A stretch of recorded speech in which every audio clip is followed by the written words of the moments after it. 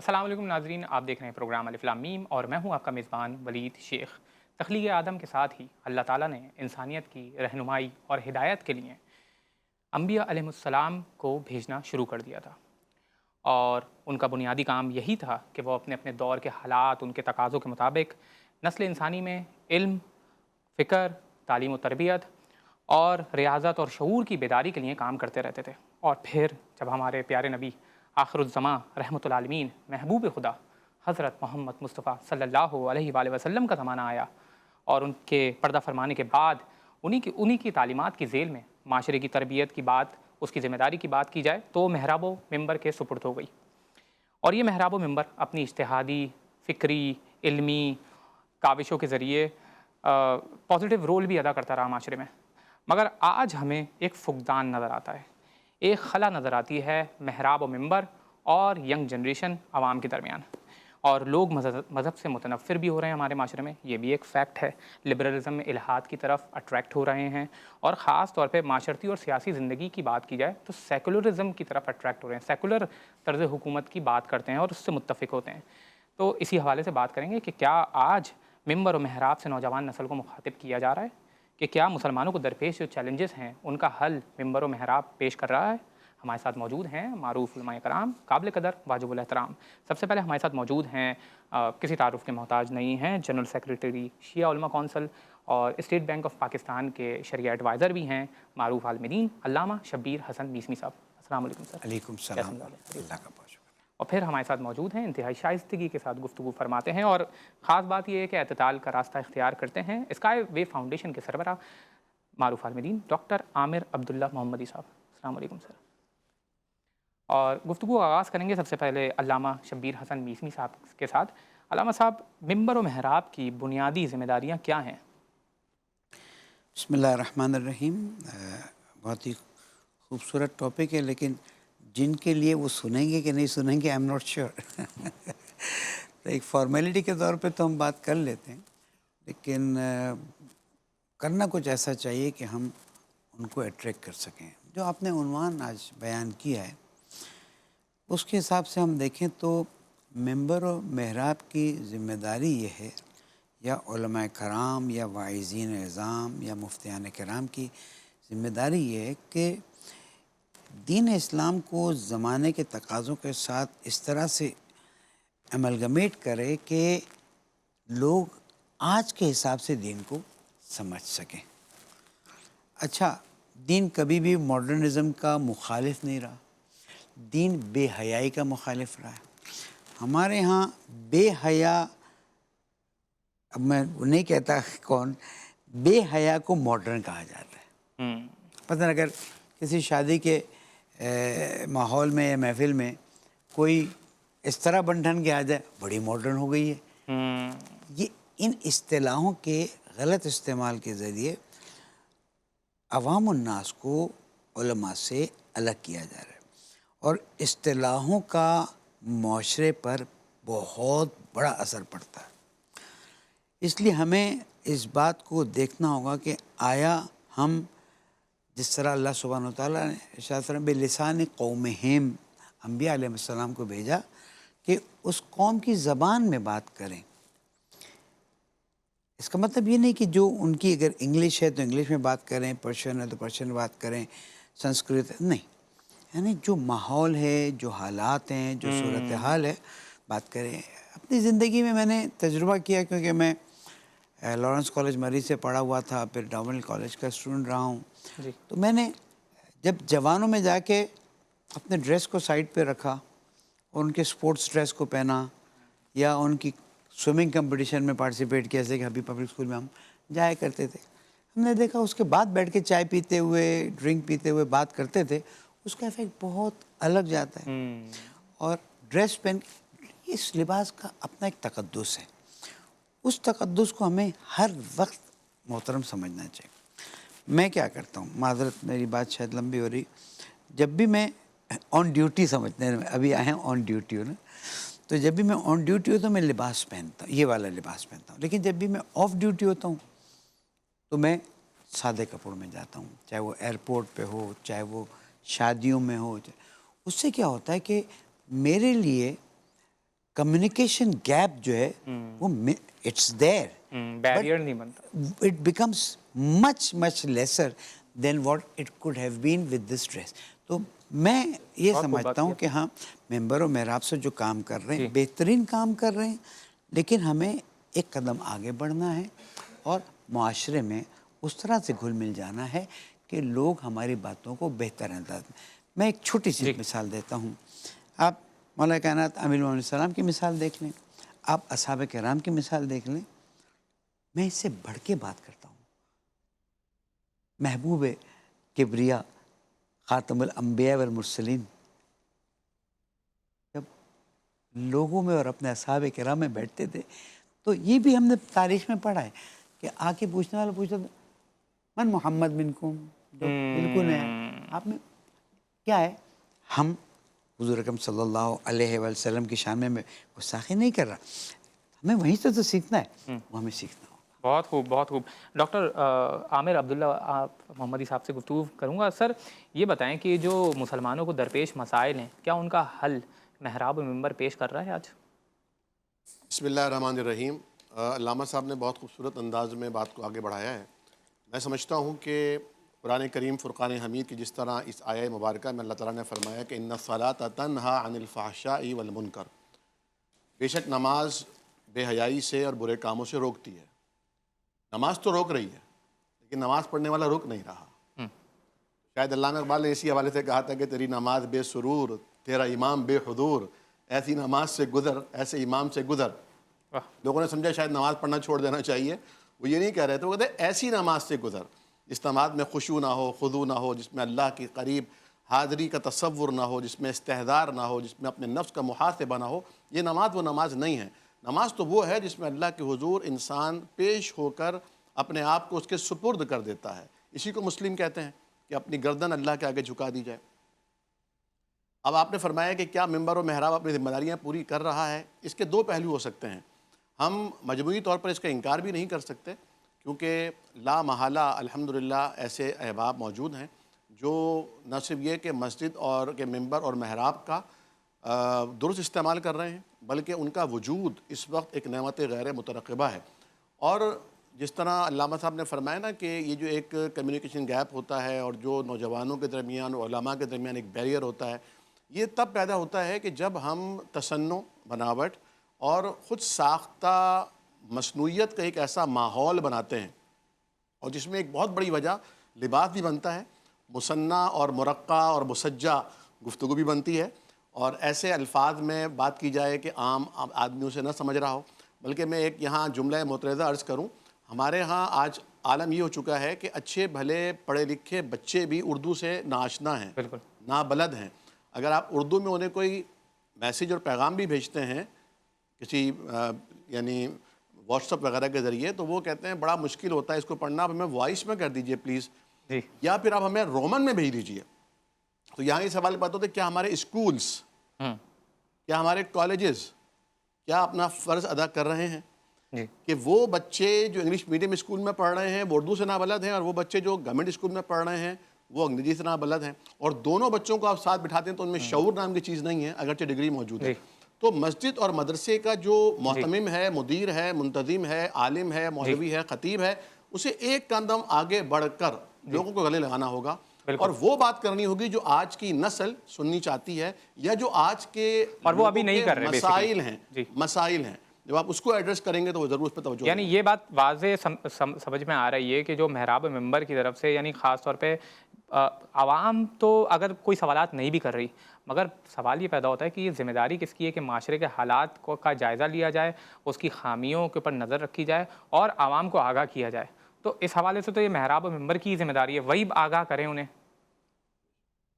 لیکن بات وہی ہے نا، علامہ صاحب نے آغاز میں کہا تھا کہ نامعلوم ہم جن کے لیے یہ بات کر رہے ہیں وہ ہمیں سنیں گے بھی کہ نہیں سنیں گے. اب ہوتا یہ ہے کہ جب بعض جگہ پر ہمارے ہاں تو جمعے کی اذان جب ہوتی ہے تو اسی وقت خطبہ شروع ہوتا ہے اور نماز سے قبل خطبے کا اختتام ہوتا ہے. لیکن جن جگہوں پہ تقریر ہوتی ہے، وعظ ہوتا ہے اور اس کے بعد خطبہ ہوتا ہے 7-8 منٹ کا، تو خطبہ سننے کے لیے تو پبلک آ جاتی ہے جی لیکن وعظ اور تقریر اور بیان سننے کے لیے پبلک نہیں آتی. جی اٹس مین کہ لوگ جو آ رہے ہیں جمعے کے لیے وہ آپ کی تقریر سننے نہیں آ رہے کیونکہ ان کو کوئی میسج نہیں مل رہا, عامر صاحب کوئی ایک اور رہنمائی ویسے نہیں ہو میں رہی. ایک میں عرض کروں وہ اصل میں صرف نماز پڑھنے کے لیے آ رہے ہیں, وہ تقریر سننے کے لیے نہیں آ رہا ہے. تو جب تک علماء گراؤنڈ ویلیوز کو نہیں سمجھیں گے, گراؤنڈ کی جو پرابلمز ہیں ان کو نہیں سمجھیں گے اور ان کا کیا سولوشن ہے وہ شیئر نہیں کریں گے, تب تک پھر وہ کمیونیکیشن گیپ ختم نہیں ہوگا. بہت خوب. ایک چھوٹا سا بریک لیں گے اور پھر علامہ شبیر حسن میثمی صاحب سے ایک کاؤنٹر کوسچن میرے ذہن میں آ رہا ہے وہ کریں گے, ایک تلخ ذرا سا کوسچن کریں گے. ناظرین ہمارے ساتھ رہیے گا, ایک چھوٹا سا وقفہ اور پھر بات کرتے ہیں.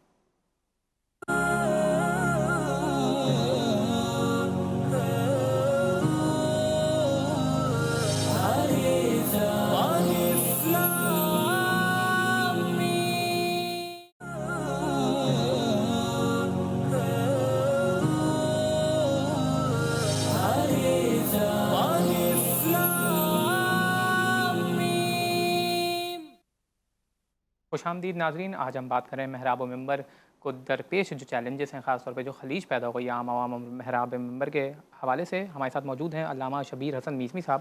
علامہ صاحب, جیسے کہ ڈاکٹر عامر عبداللہ محمدی صاحب فرما رہے تھے کہ عوام جو ہے وہ خطبہ سننے کے لیے نہیں آتی, یعنی نماز پڑھنے کے لیے بس. مگر یہ رویہ بھی تو عوام کا اسی لیے پیدا ہوا ہے نا کہ عوام کو یہ معلوم ہے کہ جس طریقے کا خطبہ دیا جائے گا عام طور پہ کسی اسپیسیفک جو خطبہ دیا جائے گا وہ ارریلیونٹ ہوگا, ان کے مسائل کو حل کرے گا ہی نہیں, تو اس لیے وہ آتے بھی نہیں ہیں. بہت ہی خوبصورت بات کی ڈاکٹر صاحب نے, اور میں ان کی بات کو سن کے محظوظ ہو رہا تھا کہ زمانے کے امور پر مسلط ہیں بہت زیادہ, اگرچہ کہ میری ان سے پہلے زیادہ ملاقات نہیں رہی. دیکھیں, میرا ایک جوان جو ہے وہ لگا رہتا ہے. کیوں؟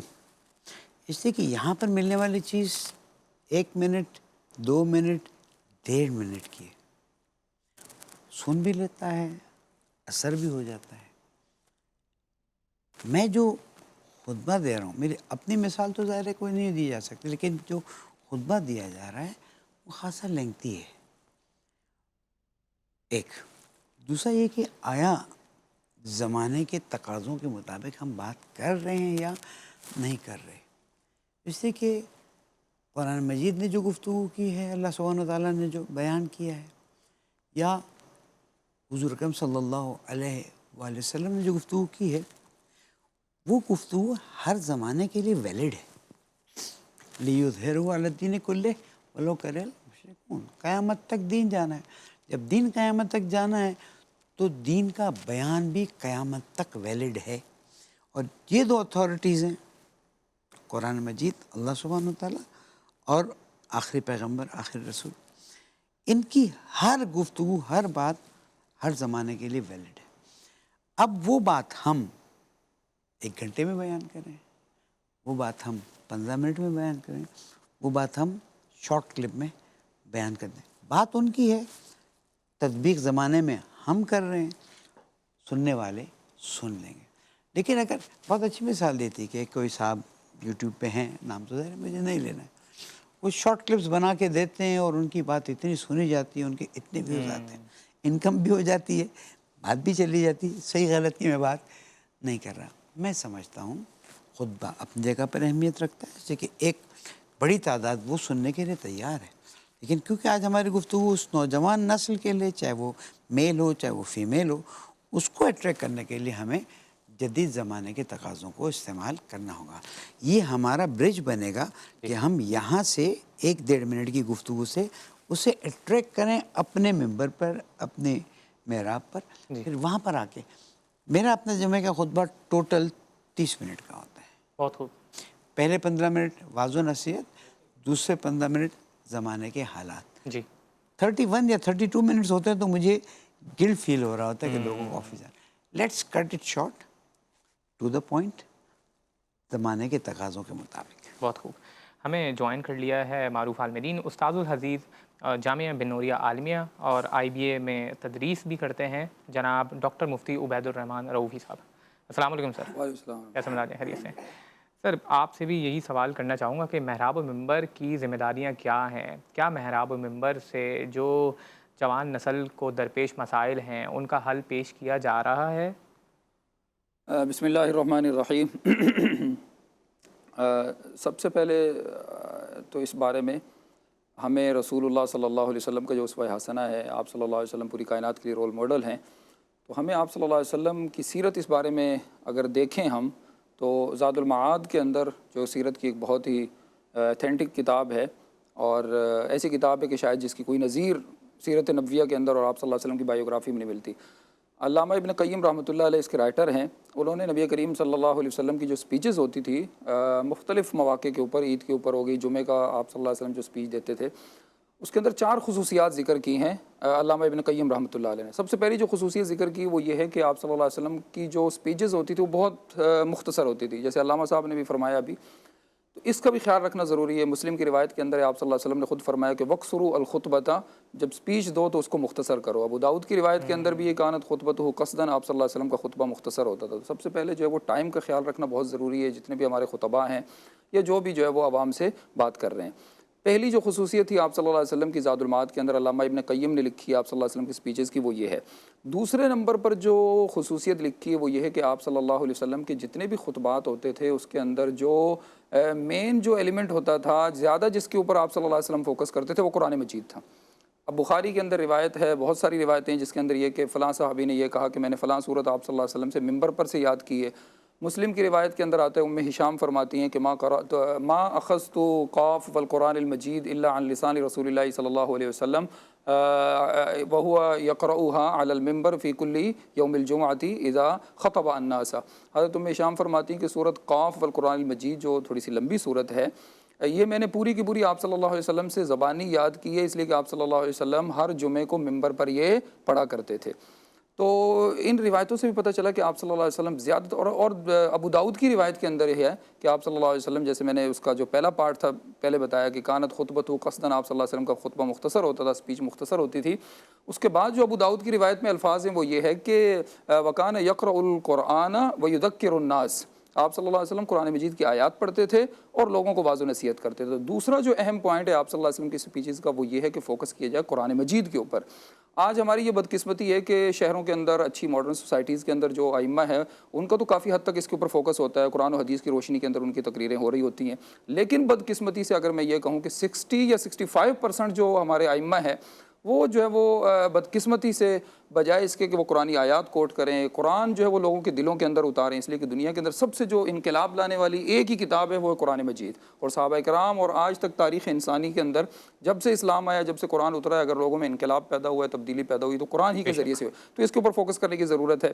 تیسرے نمبر پر جو آپ صلی اللہ علیہ وسلم کی سپیچز کی جو خصوصیت وہ ہے فیس ایکسپریشنز۔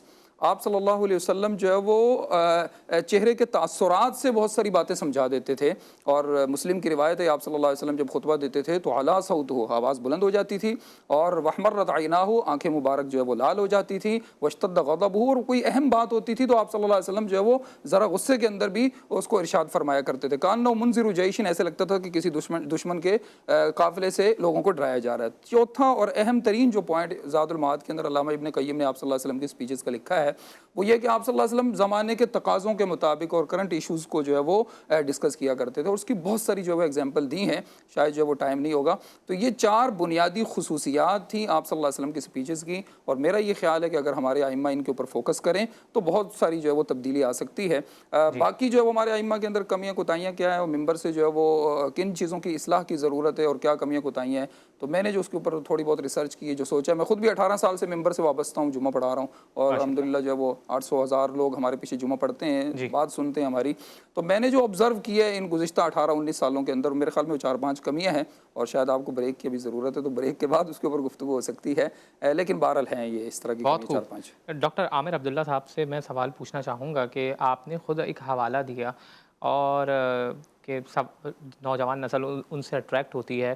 سوال یہ ہے کہ ہم یعنی دیگر جو عام جنرل ماحول کی بات کی جائے، میجورٹی کیسز کے اندر محراب ممبر سے یہی ایٹیٹیوڈ دیکھا جاتا ہے کہ کوئی اگر سوال پوچھ لے تو اسے تنقید کا نشانہ بنایا جاتا ہے، سوال پوچھنے کا ماحول ہی نہیں ہے، توہین سمجھی جاتی ہے اور چپ کروا دیا جاتا ہے، کہا جاتا ہے کہ نہیں تم ہم سے سوال پوچھ رہے ہو۔ کیا یہ ایٹیٹیوڈ درست ہے؟ جی ہاں، بسم اللہ الرحمن الرحیم۔ آپ نے درست فرمایا کہ جیسا کہ ابھی مفتی صاحب نے فرمایا کہ نبی کریم صلی اللہ علیہ وسلم ہمارے لیے رول ماڈل ہیں، اور آپ صلی اللہ علیہ وسلم کا جو رویہ تھا ایک عام آدمی سے، وہ انتہائی مشفق مربی کا تھا، اور سب اس سارا زمانہ جسے دھتکارتا تھا حضور اسے سینے سے لگا لیا کرتے تھے. اس کی بہت سی مثالیں ہیں. آپ صلی اللہ علیہ وسلم تشریف فرمائے, ایک شخص آتا ہے اور کہتا ہے یا رسول اللہ مجھے بدکاری کی اجازت دیجیے. صحابہ اسے کہتے ہیں کیا تمیزی کی بات کر رہے ہو, اور اس پہ غضبناک ہوتے ہیں اور حضور اشارے سے روک دیتے ہیں, اور پھر اسے ایسی نصیحت فرماتے ہیں کہ وہ فرماتے ہیں کہ اس کے بعد میرے ذہن میں کبھی بدکاری کا خیال آیا ہی نہیں ہے. ماشاء اللہ. ایک شخص آتے ہیں جو مسجد نبوی میں صحن میں کھڑے ہیں اور وہاں پر وہ یعنی یورین پاس کر دیتے ہیں. صحابہ انہیں مارنے کے لیے دوڑتے ہیں, آوازیں دے کے ان کو روکتے ہیں, اشارے سے منع فرما دیتے ہیں, اور جب وہ فارغ ہوتے ہیں انہیں نصیحت فرماتے ہیں, پانی کا ڈول منگواتے ہیں اور پانی سے اس گندگی کو صاف کرتے ہیں. وہ اللہ کے طرف ہاتھ اٹھا کے دعا کرتے ہیں اللہ مجھ پہ بھی رحم فرما اور میرے نبی پہ بھی رحم فرما. ماشاء اللہ. حضور فرماتے ہیں ان سب کو بھی شریک کرو گے, یہ تو مجھے مارنے کے لیے آ رہے تھے, ان کو کیوں یا رسول اللہ میں شریک کروں. تو یہ جو رویہ ہے کہ ایک عام آدمی نبی کریم تک پہنچنے کے لیے درمیان میں کسی واسطے, کسی بیریئر اور کسی سیکریٹری کا محتاج نہیں ہے کہ وی آئی پیز کے لیے تو جو ہے نا وہ شیخ صاحب کے دروازے کھلے ہیں, لیکن ایک عام آدمی بیچارہ شیخ صاحب پہ رسائی نہیں کر سکتا. شیخ صاحب اگر درس دینے یا وعظ کرنے یا خطاب کرنے کے لیے, خطبہ دینے کے لیے آ بھی رہے ہیں تو ان کے آنے کا دروازہ بھی الگ ہے اور ان کے جانے کا دروازہ بھی الگ ہے. جمعے کے بعد وہ کچھ دیر کے لیے بیٹھتے بھی نہیں ہیں بلکہ وہ بس اٹھ کے فوراً چلے جاتے ہیں. تو یہ رویہ ایک عام آدمی کو, بالخصوص نوجوان کو جس کو ہر بات پر اپنی بدعتی کا احساس ہوتا ہے, آج کے نوجوان کو ہر بات پر اس کی ایگو ہرٹ ہوتی ہے, وہ اپنے والدین سے بھی کوئی بات کرتا ہے تو والدین سوچ کر اسے جواب دیتے ہیں. تو اس نوجوان کے اور پھر عالم اور خطیب اور واعظ اور مولوی اور خطیب اور امام کے درمیان لازمی ایک گیپ آئے گا اور یہ بہت خطرناک ہوگا. آپ دیکھیے یہ الہاد کا بھی ایک دور ہے. آپ نے مادہ پرستی کی بات کی, اس حوالے سے بھی بہت سارے فتنے ہیں. تو جب نوجوان کے ذہن میں کوئی خیال پیدا ہوتا ہے اور وہ عالم دین کے پاس آتا ہے, مثال کے طور پر آپ والے حلیے میں, ڈاکٹر ذاکر نائک کے حلیے میں کوئی پہنچ جاتا ہے جی ایک عالم دین کے پاس, جی تو عالم دین کے پاس اگر جواب نہیں ہے نا تو پہلا اعتراض تو اس کے لباس پر کرے گا. عالم دین سے مراد مروجہ عالم دین جو آج کل مسجدوں میں بیٹھے ہیں, ائمہ ہیں یا بعض جگہ پہ خطبہ بھی ہیں, پیش امام کی بات کر رہا ہوں. دوسرا اعتراض اس کے چہرے پہ کرے گا تمہاری داڑھی نہیں ہے. تیسرا اعتراض اس کی ٹوپی پہ کرے گا. ان اعتراضات کے ذریعے وہ اپنے آپ کو یعنی سیو کرے گا, کیونکہ اس کے بعد جواب نہیں ہے. تو یہ بھی ایک بہت بڑی پرابلم, جس طرح کہ مفتی صاحب نے فرمایا کہ شہروں کی پوش سوسائٹیز میں تو یہ اہتمام ہے کہ جو علماء ہیں وہ باقاعدہ مستند ہیں, تعلیم یافتہ ہیں, پڑھے لکھے ہیں, تقاضوں سے ہم آہنگ ہیں. لیکن بہت سارے 65% علاقے ایسے ہیں جہاں کے علماء وہ استعداد نہیں رکھتے. تو جب وہ استعداد نہیں ہوگی تو جواب کیسے ہوگا, مسائل کا حل کیسے ہوگا. بہت خوب, بہت خوبصورت بات فرما رہے تھے. ناظرین ہمارے ساتھ رہیے گا, ایک چھوٹا سا وقفہ لیں گے اور اس کے بعد علماء کرام سے مزید سوالات پوچھیں گے.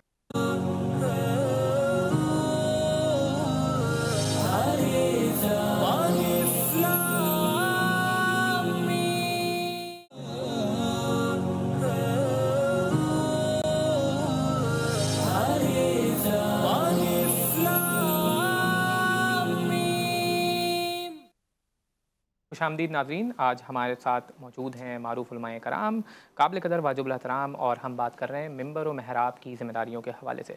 علامہ شبیر حسن میزنی صاحب ہمارے ساتھ موجود ہیں. علامہ صاحب, ایک اور جو رویہ دیکھا جاتا ہے ممبر و محراب کی طرف سے, خاص طور پہ کہ صرف واعظ و نصیحت پہ اکتفا کیا جاتا ہے اور تنقید بہت کی جاتی ہے کہ پہلے زمانے میں تو ایسا ہوتا تھا, پہلے تو لوگ اتنے اچھے تھے, اب کے لوگ تو برے ہیں.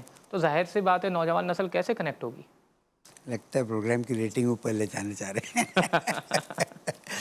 اللہ سبحانہ وتعالیٰ قرآن مجید میں ارشاد فرماتے ہیں یا الذین لما تقولون یا الذین آمنوا لما تقولون ما لا تفعلون کبر مقتا عند اللہ ان تقولوا ما لا تفعلون. یہ بہت بڑا ایک اللہ سبحانہ وتعالیٰ نے حکم دے دیا, اے ایمان والوں, علماء مولوی مفتی سے بھی نہیں, تو ایسی بات کیوں کرتے ہو جس پہ تم یا عمل نہیں کرتے تھے یا عمل نہیں کرنے والے. مشکل یہاں پر ہے کہ میں ایک بات کہہ رہا ہوں یہ کرو یہ کرو, میں خود اس پہ عمل پیرا نہیں ہوں یا عمل پیرا نہیں ہونے والا ہوں. بات کا اثر تو وہیں ختم ہو گیا نا. ہمارے ساتھ معاشرے میں یہ پرابلم ہے, اور ساری پرابلمز ہم میں ہی نہیں ہیں, جوانوں میں بھی ہے. تو ہمیں کوئی ایسا راستہ ڈھونڈنا ہوگا کہ ہمارے قول اور فعل میں تضاد نہ ہو. اس لیے کہ ہم بازار میں بھی جاتے ہیں, ہم شادیوں میں بھی جاتے ہیں, ریسٹورنٹس میں بھی جاتے ہیں. وہ کہتے ہیں یہ جو ممبر پہ بات کر رہے تھے, تو یہاں تو ایسی شادی میں آئے جہاں فل میوزک ہے, پرانا معنی کل میں ایک بہت بڑے مفتی صاحب، مفتی ابو ہریرہ رحمۃ اللہ صاحب کے بیٹی کی شادی میں گیا، تو کیا خوبصورت، کوئی میوزک نہیں، کوئی بے پردگی نہیں، اور نعت رسول مقبول صلی اللہ علیہ وسلم چل رہی تھی. یعنی ایک ایگزامپلری شادی تھی. میں کہتا ہوں جو ہم بات کریں نا، ہم ایک جگہ پہنچے اور دیکھا کہ جناب سادات کرام کے یہاں شادی ہے اور وہ ہو رہا ہے جو میں یہاں بیان نہیں کر سکتا، تو میں سمجھا کہ میں غلط جگہ آ گیا. میں نکل رہا تھا تو انہوں نے بولا نہیں علامہ صاحب یہیں پر ہے. میں نے کہا یہ تم دیندار کے بچے کی شادی ہے؟ وہ بچوں کی بات ہے نا. میں نے کہا ٹھیک ہے، قبر میں بھی یہی جواب دے دوں. نکلا ہے. آئی ایم سوری، ہم جو بات کر رہے ہیں نا ہمیں اس پہ کھڑا رہنا ہوگا. اگر ہم اس پہ نہیں کھڑے ہونے والے تو ہم وہ بات نہ کریں. کیوں؟ اس لیے کہ ہم نہیں ہیں، ہم اسلام کا امیج ہیں، اور اسلام کا امیج اپنے ایکشن سے خراب کریں گے تو کسی پہ اثر نہیں ہونے والا. بہت خوب. ڈاکٹر مفتی عبید الرحمن روفی صاحب کی طرف آؤں گا. علامہ صاحب یہ بتائیے گا کہ یہ جو کال و فیل کا تضاد ہے جس کی طرف علامہ صاحب نے بھی اشارہ کیا، یہ بہت امپورٹنٹ ہے کہ ہم زیادہ تر واضح و نصیحت اور زبان میں بہت آگے بڑھتے ہیں، مگر عملی طور پہ عملی نمونہ ہمارے سامنے ایز سچ نہیں ہوتا عوام کے سامنے. یہ بھی ایک وجہ ہے. دیکھیے یہ بھی ایک پوائنٹ ہے، اور اس میں کوئی شک نہیں کہ بہت سارے ایسے ہمارے موٹیویشنل سپیکرز بھی اس میں آپ شامل کر سکتے ہیں. بہت سارے خطباء بھی ایسے ہیں کہ جو وہ کہہ رہے ہوتے ہیں، بدقسمتی سے ان کی زندگی میں نہیں ہوتا، اور اس کی وجہ یہ ہے کہ ان کی جو تقریریں ہیں، ان کی جو سپیچز ہیں، جو ان کی بات ہے، وہ معاشرے کے اندر اتنی مؤثر بھی نہیں ہوتی. تاثیر کے لیے ایک بنیادی شرط یہ ہے کہ انسان پہلے خود اس کے اوپر عمل کرے اور پھر اس کے بعد جو ہے وہ لوگوں کو بتائے. اور صرف یہی جو ہے وہ مسئلہ نہیں ہے. میں یہ کہنا چاہتا ہوں کہ ہمارے جو ائمہ ہیں، جو خطباء ہیں، ان کو مستقل جو ہے وہ ٹریننگ دینے کی ضرورت ہے. اور میں یہ سمجھتا ہوں کہ اس وقت جو ہے وہ 3-4 جو کمیاں ہیں وہ بہت ہی جو ہے وہ اہم ہیں. سب سے پہلے جو سب سے بڑا مسئلہ ہے، جو سب سے بڑا ایشو ہے، وہ یہ ہے کہ بدقسمتی سے ہمارا جو امام ہے، جو ہمارا خطیب ہے، وہ اپنا سٹیٹس بھول گیا ہے آج. اس کا جو ہے وہ سوسائٹی کے اندر، اور بدقسمتی سے سوسائٹی نے اس سے یہ سٹیٹس چھین لیا ہے یا وہ خود اپنا سٹیٹس بھول گیا ہے. امام اور خطیب کا جو سٹیٹس ہے وہ ایک کمیونٹی لیڈر کا ہے. جیسے ابھی جو ہے وہ ڈاکٹر صاحب بھی فرما رہے تھے کہ آپ صلی اللہ علیہ وسلم جو مسجد نبوی کے اندر خطیب تھے، آپ صلی اللہ علیہ وسلم جو مسجد نبوی کے اندر امامت فرماتے تھے، تو وہ صرف کوئی امام اور خطیب نہیں تھے، بلکہ آپ صلی اللہ علیہ وسلم زندگی کی جتنی بھی جو ہے وہ اسپیکٹس ہیں ان سب کو آپ صلی اللہ علیہ وسلم کور کرتے تھے. ابھی 3 دن پہلے مسلم کے اندر میں نے پڑھایا، صحیح مسلم میں، حضرت ربیعہ رضی اللہ تعالیٰ عنہ اور حضرت فضل رضی اللہ تعالیٰ عنہ ایک دفعہ آپ صلی اللہ علیہ وسلم کے پاس تشریف لائے اور کہا کہ اللہ کے رسول صلی اللہ علیہ وسلم پہ ظہر سے پہلے تھوڑا سا آگے مسجد میں انتظار کرنے لگے، تو آپ صلی اللہ علیہ وسلم تشریف لائے اور سمجھ گئے کہ کوئی ان کو کام ہے. تو جیسے آپ صلی اللہ علیہ وسلم تشریف لائے تو ظہر کے بعد انہوں نے کہا کہ اللہ کے رسول صلی اللہ علیہ وسلم آپ تو بہت صلہ رحمی کرنے والے ہیں، رشتہ داروں کا خیال کرنے والے ہیں، آپ کو پتہ ہے جو ہے ہماری شادی کی عمر ہو گئی ہے، تو آپ نے بہت سارے لوگوں کو زکوٰۃ کی کلیکشن کے لیے مقرر کیا ہوا ہے، تو آپ ہمیں بھی بنا دیں، جو ان کو دیتے ہیں آپ ہمیں بھی دیں، جو وہ زکوٰۃ جمع کر کے لاتے ہیں ہم بھی آپ کے پاس جمع کرائیں گے، تو ہماری جاب لگ جائے گی اور ہمیں جو ہے وہ شادیاں ہماری آسان ہو جائیں گی. تو آپ صلی اللہ علیہ وسلم نے کہا کہ بھئی یہ تو اوساخ الناس، لوگوں کے میل کچیل ہے، صدقات اور زکوٰۃ، اور اس کے بجائے جو ہے وہ یہ تو میں تمہیں نہیں دوں، اس عہدے پر یہ جاب تو میں تمہیں نہیں دوں گا. البتہ آپ صلی اللہ علیہ وسلم نے اسی وقت جو ایک بندے کو بلایا اور کہا کہ اس کی شادی کرواؤ اپنی بیٹی سے، اور مہر جو ہے وہ میری طرف سے ادا، اور ایک دوسرے صاحب کو بلایا اور کہا کہ اپنی بیٹی سے اس کا. یہ ایک چھوٹی سی ایگزامپل ہے، ورنہ اس سے بھی عجیب جو ایگزامپل ہے بخاری کے اندر ہے. آپ صلی اللہ علیہ وسلم کو حضرت مخرمہ ایک جو ہے وہ نابینا صحابی تھے، تھوڑے بزرگ تھے، تو آپ صلی اللہ علیہ وسلم کے ساتھ گپ شپ لگاتے تھے. تو آپ صلی اللہ علیہ وسلم نے ایک دفعہ ان کو کہا تھا کہ جبے جب میرے پاس آئیں گے نا تو میں تمہیں دوں گا. تو ان کو پتہ چلا، تو جیسے وہ آپ کے جبے تو تقسیم ہو گئے، تو بڑے غصے سے وہ دوپہر کو آیا آپ صلی اللہ علیہ وسلم کے پاس. تو آپ صلی اللہ علیہ وسلم نے پہلے سے ہی ام المومنین حضرت عائشہ کو کہا ہوا تھا کہ وہ ایک جبہ چھپا کے رکھنا مخرمہ کے لیے، اور آپ جیسے وہ آئے تو آپ صلی اللہ علیہ وسلم، یعنی آپ صلی اللہ علیہ وسلم چھوٹی چھوٹی ضروریات پوری کرتے تھے. اور اس کے لیے یہ ہے کہ امام کو جو ہے وہ پاورفل ہونا چاہیے. اور لیکن ہماری جو مسجدوں کی مینجمنٹ ہے ان کی طرف سے اتنی ریسٹرکشنز ہوتی ہیں کہ وہ امام بیچارہ جو ہے وہ کچھ کر بھی نہیں سکتا، نہ اس کے پاس مالی وسائل ہوتے ہیں، نہ اس کے پاس پاور ہوتی ہے.